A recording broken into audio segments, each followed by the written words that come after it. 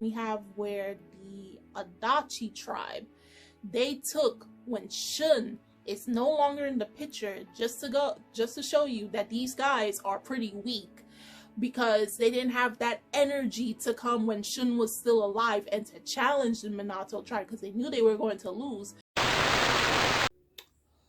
Okay, so I'll admit that the Adachi tribe is not as bad as I initially thought. They act tough, but they actually have heart of gold. Basically what we see in episode 5 of Tribe 9.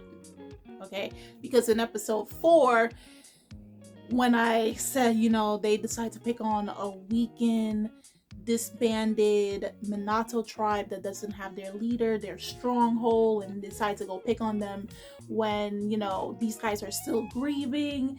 And this episode kind of proved to us that the reason they did all of this, they challenged the Minato tribe, is because they wanted to lift back up their spirits. And it was such a roundabout and very confusing way of doing so, but they really did need that. They needed that. Now concerning with the newest member named Kazuki, I need more episodes with this type of character because he's kind of rubbing me off the wrong way. He looks down on the members of the Minato tribe. He can't read the room from what I can clearly see. I may be wrong about him, but he knows they're still reeling over the fact that, one, their leader, their friend, comrade, Shun Kamiya is gone. They're not in tip-top form. They can't think straight. Right now, their emotions are getting the best of them because, one, even though they were able to catch up due to his underhanded methods, or he was playing the Adachi tribe just like how the Adachi tribe was playing them. We had where Taiga and Haru were when we joined this team, we weren't doing a lot of these stuff, but in a way, he was kind of calling them hypocrites because when they had that match back in episode 3 with the Neo Tokyo tribe and what they did to Ojiro, Haru specifically, where they tricked him to strike him out, he did call them out on that. But we know the reason why they joined the team is because of how real they felt, how upfront, authentic the entire group was, especially with Shun. So it's they lost sight of that, and with Arasugawa, she of course was still reeling over the fact that you could essentially say her best friend is gone, and what I loved the fact was that she's nah, guys, don't lose the spirit. We didn't finish this match because Kazuki is just, I don't know, this is the type of guy who is just everything must be very straightforward for him. You can't cut edges, but at the same time, again, he can't really read the room, and he belittles, he looks down on a lot of people. I would still need more episodes to see as to why Shun picked him out of anyone to be part of the team if he is gone. There has to be something special about him. And not only that, I decided to watch the opening because I never really fully watched it or never really paid much attention to it. And it clearly did show signals that Shun was going to die. On top of that, with Kazuki's left arm, it looks like he did lose it. But something is telling me, like I stated back in the last video, he may have a special arm. Because he was going to get ready to go back for the last inning, but instead we have where Arasugawa decided to go back. I never knew she could bat. She usually is the catcher, but my girl got a home run because Senju he's basically the leader of the Adachi tribe. His specialty is literally throwing oil on his bat and his ball and having a fireball or a fire bat, even though it will cause injuries to his hand, and he likes to throw fastballs. It actually showed also that there was a flashback where he did at one time, when Shun was alive, they did face each other. But the biggest difference between that flashback and the one that was shown in episode 4 where, I don't know, on an unknown name tribe was what we saw before was the Shun, who was still kind of in that very dangerous mindset, the one that will willingly beat the hell out of his opponents with no remorse, the savage Shun. But in this flashback that they show, when the first time that the Adachi tribe versus the Minato tribe, you see where he had good sportsmanship. That yes, he did beat his opponent. His opponent was down, but he did say, hey, whenever you want, we can always have a rematch. And I think Senju saw that. He saw what type of person and what type of group the Minato tribe was. And he always said he admired that. You can tell he admired that, and he wanted to face them. So he did face them again, but just without, that one key player to kind of just like, hey, it's actually hurting a lot of us. Not only you. I wanted to face back again against this guy. I wanted to get my revenge, and he's not here. But I see how much you guys are just stuck in the mud right now. You guys are just lacking that motivation, that flame in your heart, that spirit that you guys need because of him. And I'm here to bring it back in the most unconventional way, the most unstandard way possible. And the only way to do that is by playing extreme baseball. So they did win, but it was more so, like I said, it was to bring back their spirits, because they were losing it after getting so-called beaten by the Neo-Tokyo tribe, losing their friend.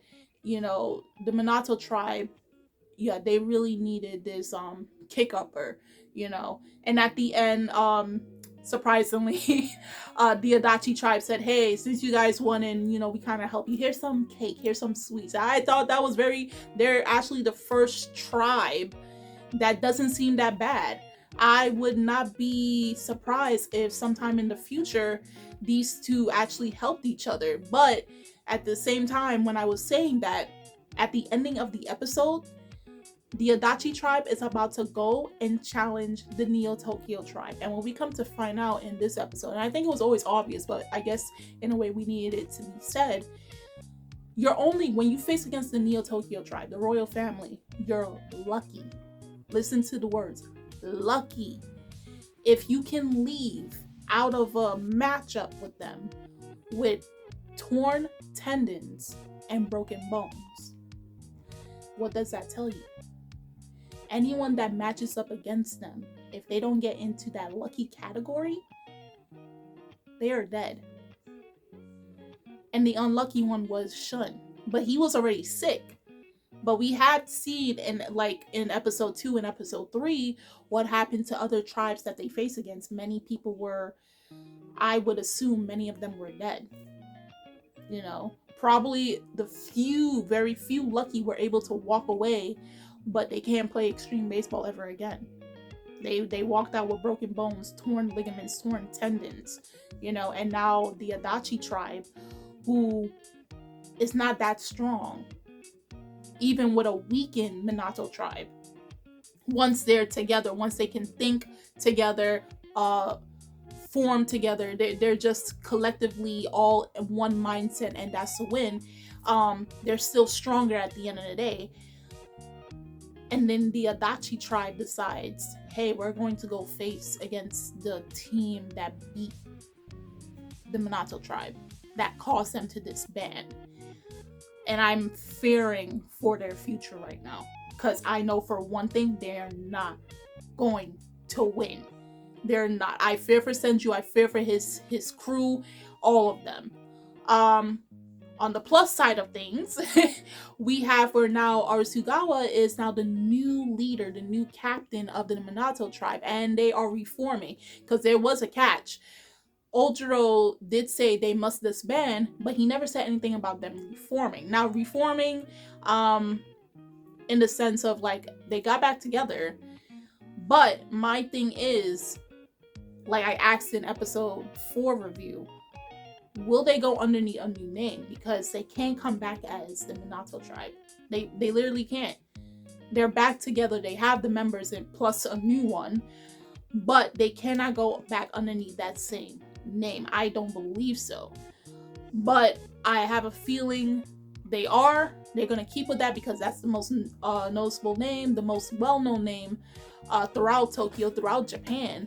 So I'm guessing they're gonna keep that name, you know, because they did disband, but they did get new members. So I don't know. I don't know how they're gonna go about it in the following episodes after this, but we'll just have to wait and see. Well, I have to wait and see because I'm behind, but I'm trying to catch up as fast as I can.